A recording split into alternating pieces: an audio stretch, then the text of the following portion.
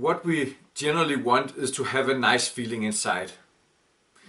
And happiness, in my view, is just a feeling.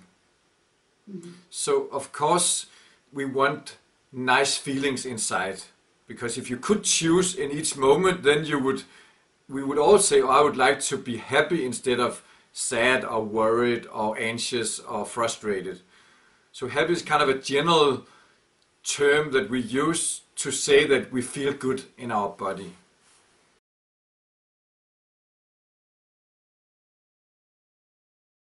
I can understand it's a nice goal to feel good inside, to have a nice, relaxed feeling in your body. But the thing is, as human beings, things come and things go. So everybody will experience ups and downs. We will all experience happiness, sadness, joy, being bored, being frustrated, to some extent.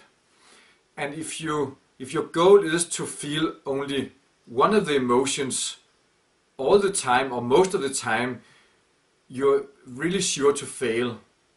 And the thing is, if you aim for something and you don't reach it, then you often become frustrated or unhappy. So sometimes making happiness a primary goal that you want most of the time, then you will actually be more unhappy because you don't feel the happiness that you're looking for.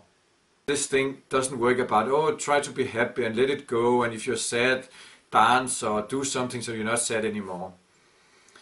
So first of all, it doesn't work, and second, you lose out on life because you don't get all the juice of life in the so-called bad things or when you're down.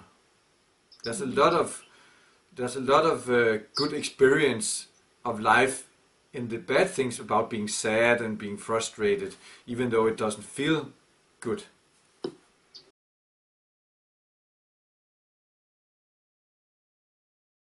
So some people have a natural tendency to be happy more of the time than others. And I'm not saying that's bad at all, it's great, it's nice. But if you make it a goal that you should do that also, then if that's not natural to you, then you just fail. Instead of accepting pretty much your emotions, your emotional level, and then experience that as much as possible.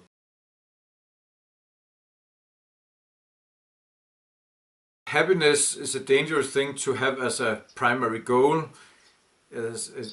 You can get into the happiness trap, and you should start focusing on living a full and rich life instead.